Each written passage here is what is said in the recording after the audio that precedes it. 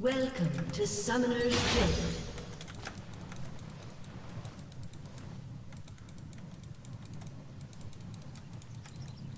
"30 seconds until minions spawn."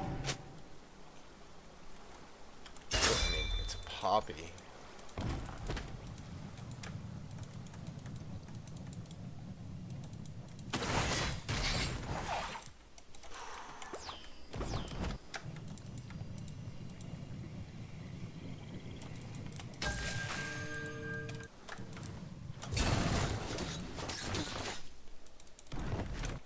Minions have spawned.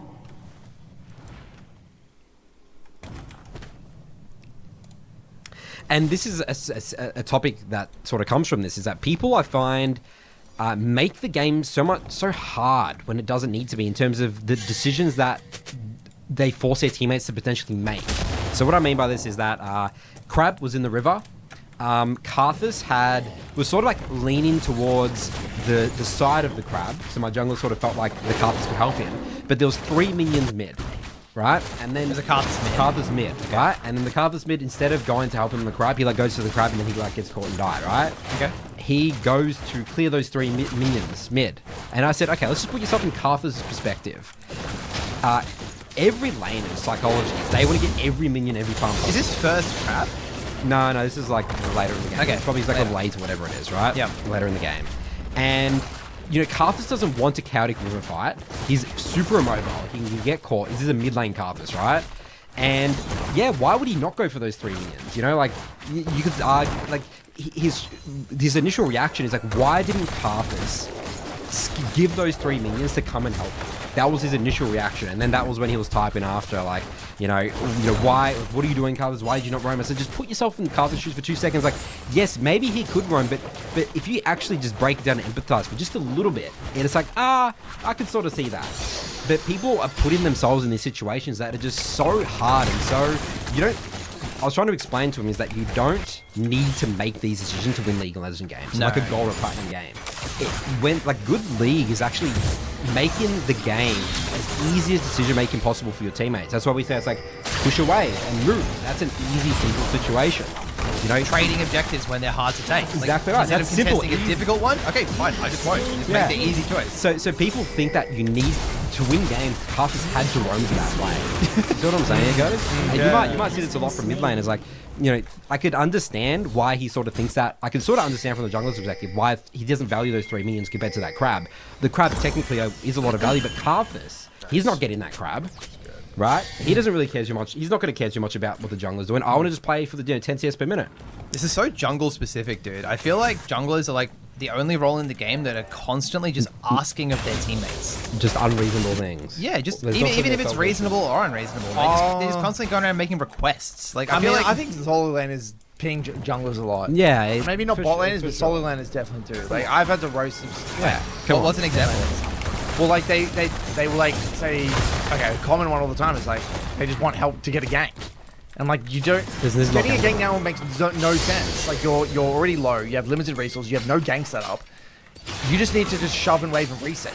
Like, the last thing you want right now is gank. That's so weird. When I see the opposite, where I'm actually... I want my AD carries to ask for ganks more. No one's asking for ganks for an AD carry. Do you ever have it when an AD carry is, like, pinging for a gank?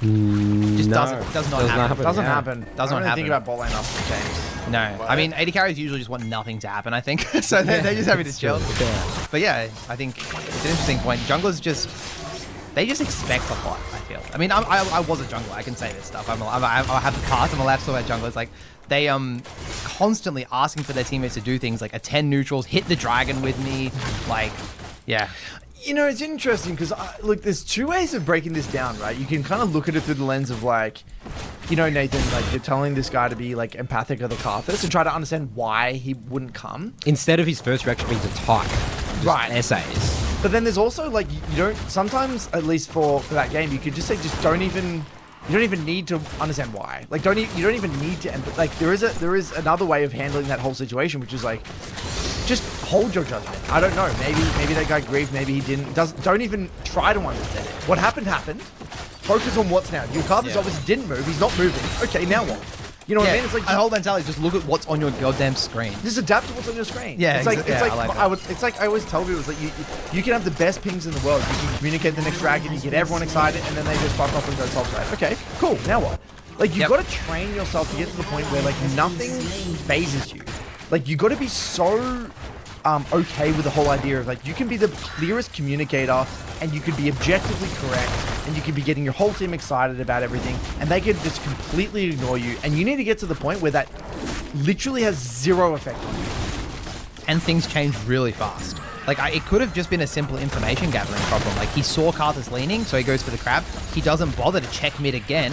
Karthus has gone back. Okay, why didn't you see that? Why didn't you see that Karthus is walking back and then adapt, you know? Yeah, it's exactly what Curtis is saying. It's just the rigid view of the game, not being flexible. It's like, you know. That's kind of what I was mentioning on last week's episode. That's actually what I've realized people struggle. One of the biggest struggle points is that they have this idea that your jungler's like this. Your jungler's pathing, and then he's panning his camera and he's seeing mid is in a position like he's maybe leaning. we And get the crab now. It's secure. exactly in his Yeah. mind, he's got this perfect Mid prior view. equals crab. Before the crab's even taken, it's Yeah. been secured. And no matter what happens Exactly. now, it is Yeah. secured because I made the decision. It's secured in my brain. And so whenever, exactly right. And so now whenever anything challenges that idea, he's instantly on the defense and he's instantly looking to blame teammates or instantly trying to put him on a pedestal and everyone else is an idiot for not following my play. Like, because it's in his mind. That's not it's the way the crystal story clear. should have gone. Exactly right. It's not the way the story should have gone. And instead of, the story can play out many ways in any millisecond, and you need to be willing to just simply adapt. And the mark of a successful solo queue player is one that is able to pivot, make the next play. Yep. And the reality is in solo queue, like we've been saying, your decisions don't need to be perfect. They just need to make sense. And at some point, if you keep saying, no, okay, that I have to adapt, opportunities will present themselves and there will be opportunities for you to capitalize on sooner or later. And that is one of the toughest skills to play in the league. Yeah. Another analogy for you. It's like a Goosebumps Choose Your Own Adventure book. You can make a lot of mistakes in the Choose Your... Did you guys read these at school? yeah, I had all. Choose Your Own Adventure book. Yep. You can make a mistake, but you can always correct it later. And things move very, very quickly. There's always decision points. There's always rights and wrongs, but you can always get back to the main storyline. Yeah. Someone might resonate with that. We'll see. One viewer. But yeah, like I think that's this is a super common thing, and I think that if you're someone watching this that struggles with like just holding your tongue and like you're getting really upset when something doesn't go your way, that needs to be addressed. It's nothing about your gameplay will actually be able to overcome that rigidity in your decision making must be addressed, and that's where empathy, like Nathan you're mentioning, that's where like just being willing to just like, okay, you know what, maybe my play won't work out, and that's okay. And be less quick to judge. Just adapt. Another point for that is that people sometimes view like the whole empathy, because I talk a lot about putting yourself in the shoes of your laners, and I think it's more of like a defensive thing. I think of it more so as like, if I learn how my laners play, that's opportunity to how I can exploit the enemy. But people constantly think it's like only my teammates are doing it, it's not the enemy. You know what it reminds me of is the movie Everywhere All at Once. Everything Everywhere All at Once. And the dad, he basically is like this, for anyone who's seen it, he's like this like happy-go-lucky dad who's like really positive and kind and empathic. He's an optimist. He's an optimist, exactly right. And then all these people around him are like, nihilistic and very like negative and pessimistic, right? And so at the end of the movie, spoilers here, at the end of the movie, he's kind of like, when asked and probed about like, why are you like this? Why are you so optimistic and happy-go-lucky? He's like, well, I'm actually doing this strategically. I'm actually doing this because this is the best way for me to live my life. Like, I'm not doing it because I'm insecure. I'm not doing it because it's defensive. I'm not doing it to make other people happy. I'm actually doing this strategically. Yeah, it's optimal. It's actually the optimal way. If I understand how my laners work, that's going to make me a better ganker, a better fighter, yeah. It's not about making other people happy. It's about you actually performing your best game of League of Legends. Great analogy. And that's actually something when I watched that movie, that like blew my mind. It's like, it's so, just because someone is like happy and optimistic, we sometimes view them as like childish or like what's the word? Kind of like naive. Yeah. Yeah. And it's like with us, people probably think we're just naive and just like we're just being, hippies on the rift, or like we're trying to be empathic. Just be nice to your laners, man. Yeah, exactly. But it's actually because we want to win. And that is the best way to win, and it's the best way to get learning. Helping your laners is the most selfish thing you can do. Exactly right. There you go. So I think that's like a really, really interesting way of framing it. If anyone hasn't seen that movie, highly recommend. No, the quote, Charles, is understanding your laners is the most selfish thing you can do. Helping your laners. that's is more better. accurate. Yeah, helping your laners is like the jungle. That's like I hear that all the time. No, but the definition of helping is very, very subjective. That's true. Yeah. Okay, Helping a good laner definition. could be like Understanding a lot, is the word. a lot of different things. Sure, Understand is the word. Yep. All right, moving on here. Who's the next I topic? think Charles, you had a lane swaps. We want to quickly have a talk about lane swaps. Oh yeah, I think this came from both of us, Curtis. We've both seen this in our academies in AD carry and mid lane, where it's like there's that point in the game which can change person to person, usually around 14 minutes, where the AD carry will swap mid, and in Paradise, the mid laner will swap bot, and we'll have this beautiful swan synchronization dance ballet where they just cross fingers and everyone does a pirouette as they swap mid to bot. No one misses a single minion. Perfect pressure, perfect tempo.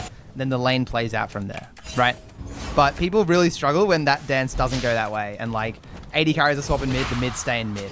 The mid wants to go side, the AD carries stay in bot. Like, it turns into a massive like fiesta. No one knows how to adapt. And it's honestly one of the most common questions I ever get is, what do I do if my mid laner stays mid? And you've had the exact same thing from your exact same in perspective, mid. right? So what happens when AD carry doesn't want to swap mid? Yeah. That's the exact same. Yeah. So I mean, like, there's lots of things we could talk about here. Where did you want to start? I guess where I wanted to, I wanted to start high level about just from a psychological perspective, how it's really interesting because it's everyone is viewing it as like your AD carries that are in your program are probably signed up to they're taking the AD carry kind of journey seriously. They're playing with intention. They're playing with intention and they're following like, you know, your advice, and your advice is to swap mid post 40 minutes, yada, yada, yada. Yep. People in the MLA are also taking their mid lane journey serious, and they hear me always talk about getting into the side lane after bot lane tower breaks. Yep. And so what we're seeing here is like a snapshot of like true separate academies from different roles who have like a very like, you know, because think about it, the average AD carry in your, the average AD carry in your program is not the average AD carry that my mid lane is different probably playing people. with. They would have a completely different view of the game. They're Yep. probably sloppy with their transitions. Yeah, probably not even caring about that part of the game. There's other stuff to focus on. Exactly right. Yeah. And I just found that interesting just from a psychological perspective, like the type of person and the type of player that you are being in one of our academies by default makes you a bit of an outlier inside the community. So just Yeah. like at a high level, I just thought that was interesting. And then the second thing is that, I guess it can be hard to coordinate, but you need to be accepting that it's likely not going to be a clean swap just because there is so many like things that need to be understood. There's a lot of small things that need to be understood. So let's get aligned here, Charles. Yep. One of them is you don't want to just randomly swap mid when they're in the middle of getting away. No. It's all about maximizing resources, right? Yep. You want to be as efficient as possible. You want AD carry to get as much farm as possible, and you want the mid lane to get as much farm as possible. Yeah, to be specific, it's usually one of two things. You either run mid directly out of base, and this is usually done when the mid laner is either dead, when the mid laner is on reset, or when the wave is already crashed. That's a good time to go mid out of base. Or the other way to do it is you go bot, you shove one wave, and then you rotate mid. And that's every other time. When the wave is like just in neutral, or the mid lane is farming or whatever. And yeah, you basically just turn a roam into a swap. And some people really mix those up. And the biggest mistake I see though is that the laner stays for one too many waves. Yeah. And the mid Because they lane don't want to be the person to drop the wave. Exactly right. That's the But I always mindset. think it's the mid laner griefing the AD carry though, actually. I do see this more so than the AD carry griefing the mid laner, because what happens is the mid laner is thinking, oh, it's just there's a next wave coming, and the AD carry is like at the tier 2. Yeah. And I'm like, mate, this is not your wave. This is the AD carry's wave. They Yep. need to just start running bot now because they're thinking I'm losing a wave, but you're actually not. You're not. You're actually playing the next bot wave. You're catching the next bot Yes. wave, and that's the thing that tricks people. And so I think the key tips advice like I would say is like you have to be willing to just like sometimes fish. It's like if I'm a mid laner and my bot lane swapping, like I might just hover down or something with the intention to swap and ping and communicate. Now if they're not ready, they want to stay for one more because maybe the AD carry needs another wave, or maybe you need another wave, whatever. I might just go back and then like do one more wave and just take your time. It doesn't need to be happen. It doesn't have to happen right now. Yeah. You know what I mean? On this one wave, I can do it on the next wave. So there's like, just take your time, communicate in advance. If you can ping when you want to swap, I think that's really big. Yep. And think about which wave you need to be on. Like, don't tunnel vision on the wave in front of you. Think about where's my AD carry? next wave. The next Exactly wave, right, exactly right. Because you don't want to take their additional wave, because then you're just sharing XP or you're taking someone's Yeah. XP. People are really scared of swapping into a lane where there's no immediate minions to hit. Yes. But trust me, the minions spawn every 30 seconds. They're coming. You just gotta wait and they will get there. Exactly right. Okay, and then the second half of this whole thing is like, what do you do if you want to swap and your laner simply either just doesn't know that swaps are a good thing to do, or maybe they're a bit tilted, or they've got pings turned off. There's a lot of different reasons as to why they would not want to. So my response to this, Curtis, is that like people assume that when you swap mid and bot, it's just going to be a farm fest, and like they're always scared of sharing XP because they don't just want to be standing there as two people just hitting the 6 minions, and then they'll wait, and then the next 6 minions appear, and then they hit them together. But that's not how League works. If you have 2 people or 3 people, if this is what's there on the mid wave, you can get so much done on the map that like it is honestly sometimes better to do that than go back bot and farm as an AD carry. Interesting. Now, it depends, right? Sometimes as the AD carry, what you want to do is you want to swap mid, test the waters. If the mid doesn't move, great. I'll just go back bot for a bit and maybe swap later. That is obviously an option. But if you're winning bot and you've already broken the tower and you've accelerated the game, I actually tell my AD carries to stay mid. And what you do is you just use the 3 people advantage that you've got on mid wave to smash the waves into their tower and then move top, or move into top jungle, or do objectives, or just use the pressure. Because yeah, people are so scared of nothing happening, but like as the AD carry swapping mid, you can make stuff happen. And that's where people usually go wrong. Yeah, that's actually really good advice. I haven't thought about that. But that actually makes total sense. 100%. And 9 times out of 10, if I'm just kind of thinking about it, the mid laner will eventually move. You might have to go maybe back bot one wave and come back. They'll eventually move. Or worst case scenario, you swap mid, you force a play because you want to play fast. There's a fight, and then after the fight, the bot wave will be ready to catch. And at that point, it doesn't really matter who gets it. Yeah, you can get it later on. Especially if your mid lane is a mage, you should actually be pretty dynamic about it. Like a mage and an AD carry, like it doesn't really matter which one's mid. You know, at the end of the day. Yep, 100%. Yeah, I love that advice. Jumping into the school post of the week, I'm actually going to be very selfish, and I'm going to be choosing my own post because I'm the boss here and I can choose how I want to run this podcast. Curtis is the leader of the school community. Yep, my school community. And it's also your tip of the week, Curtis. He's the principal of school. That's it. Yeah, I'm the principal of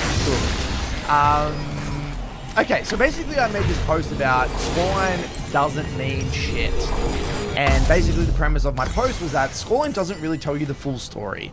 And there was a comment here from Douglas, which was basically, he's on the fence about it. He's like, oh, you know, I kind of see where you're coming from, but I actually kind of do think that, you know, there is some merit to scoreline. I think it does give you a pretty solid indicator about performance. And I wanted to kind of spend some time here just riffing on this whole concept of scoreline. And I want to get your guys' take, and I want to just riff on this whole concept of how, when you look at a scoreline, so someone would have just give you this, you know, OBG, and they link this game, and they give you a scoreline. How much credence, how much value does this scoreline mean to you? Like, can you read whether it was a good game, bad game, average game? What conclusions can you draw from a scoreline from your guys' perspective? And what does a good and bad game even mean? I really want to get into this because I think this post is really confronting a lot of people's misconceptions about the game. Is my kind of contention here. And if you don't have one, I can start. If you don't have any starting point. KDA's name. Junglers and KDA. KDA. What are we looking at here? When you say junglers in general, I mean, it really just depends what sort of champion you're playing. Like, it's funny because ADCs and mid laners, maybe the KDA is a bigger deal for them because maybe certain jungle, like if you play like don't worry about mid laners and any carry. Talk about what you know. Focus on your jungle. Okay. You're a jungle. If you don't play any credence at all, I gotta be honest here. I just have a bad relationship with scorelines. It means nothing. Is it because I think maybe it is because I'm too like have too high of an expectation. Do you think for one players. death is like, No, it's got nothing to do with that. It's just like, okay, actually, this was going to be a topic, Curtis, that I was going to do, but this actually just ties into it perfectly.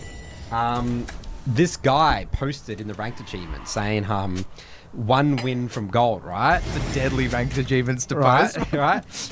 No, he did. He got there, right? And he had 23 kills for 23 bomb, a 22 kill bomb back to back. Won 3 games, like MVP every game, and then 5-0-5. And then I asked him because I'm like, okay, you know, I want to dive into a little bit deeper here. It's like, what's going on here? And I said, dropping 20 kill nukes. Like, you know, what's going on? What have you been focusing on? And he said he's been going for camps, farm, over objectives, then kills. Whoa. So, and is that, and I basically said, it's like, how mind-blowing is that concept? That you're prioritizing golden experience and objectives and kills last, and you're dropping 20 kills. That makes no sense to someone who doesn't understand League of Legends or at a high level. This is what he's switched his mindset, and he's getting more kills because of it. So, that's a good example, I guess, of like why the scoreline is purely an outcome, specifically from a jungler, of playing Camp's experience, playing the objective game, being hyper efficient. It's purely an outcome. So if you're not making good decisions, you're not going to have a good score. Scoreline means nothing without really making it. Correct. So what you're saying there is like having kills doesn't necessarily mean you are going for kills. Like going for kills is not really a thing. Like It's kills actually- just kind of present themselves. Yeah, you know? it's a very ineffective way to play League. It's super coin flipping. Yeah, it is. It's just not. You can't play the game for kills. Yeah, you have to take things one step at a time. First, have to win some trades. Then we have to get the Do wave some in a good setup. spot. And then if the enemies like make a mistake, yeah, sure, we'll punish them. And if they die, they die. You know. But in saying that, but that's kind of confusing though, Nathan, because what you're saying is well, this guy had really good scorelines and he played well, right? So wouldn't this person say that? Yeah, you proved my point. He had a good scoreline and he played well. Can you get a good scoreline and play poorly, Nathan?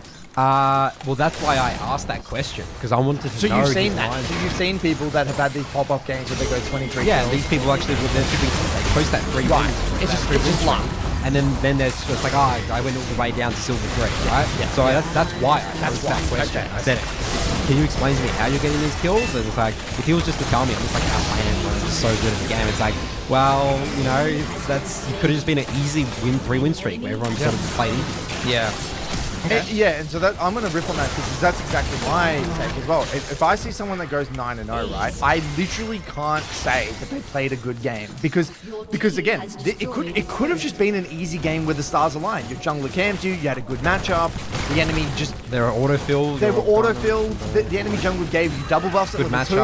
matchup. Yep. I have no idea how you got to that point. I have no idea how you got to that scoreline. Maybe you literally, and I see this in my reviews all the time, they literally make coin flip plays, and it just happens to work out in this game because the jungler just happened to not be there when there was no information for you to make that, that call otherwise. This is where people say the inconsistency thing, right? They go for that, they get that solo kill, but they get killed by the enemy jungler that other time because the enemy jungler was just focused on doing something else. So I guess to frame it to be more specific, scorelines in isolation, in small sample size, don't mean shit. Scorelines across mass sample sizes do mean a lot. What about deaths though? So you've only spoken about. I'm saying there's scorelines holistically. So let's Okay. say someone gave me their last 25 games of scorelines. I could probably draw some conclusions potentially about what including the wins and losses in those scorelines. Say I got the wins and losses and the scorelines. Death, assist. And I had 25. I could probably tell you if you told me the rank and then I had 25 in a row and the champs you were playing. I could probably draw some interesting conclusions about what could potentially be going wrong, what you could potentially be doing okay, and what sort of player you are. We've even done this ourselves, me and you. Remember we had the conversation earlier this year where we were like dying too much. Yes. Like a really clear thing. Yeah. If you look at a large sample size of games, I'm averaging 5 or 6% of the games. What the hell's going on? But that's like the opening to the discussion. That's not the end of the discussion. Because then you have to find out why we go. Because you can theoretically have a game where you die. Let's say you're playing a game of Jinx, Charles, and you died. Let's say you could die 5 times in 10 games, but maybe that was just an incredibly hard game for Jinx, and you got no feel. It was a hard game. You got traded off. You actually made them sweat for LB. You actually did the best you possibly. You could have played an insane game of Jinx. And that scoreline would not do it justice whatsoever. You could have played an incredibly high quality game of Jinx, right? Like that could exist. Yeah, look, I mean, the best 80 carries in the world, no one has a death average under 3. No one. Like, you look at, like, top train OPGGs, you look at even players on every server, no one is dying less than 3 times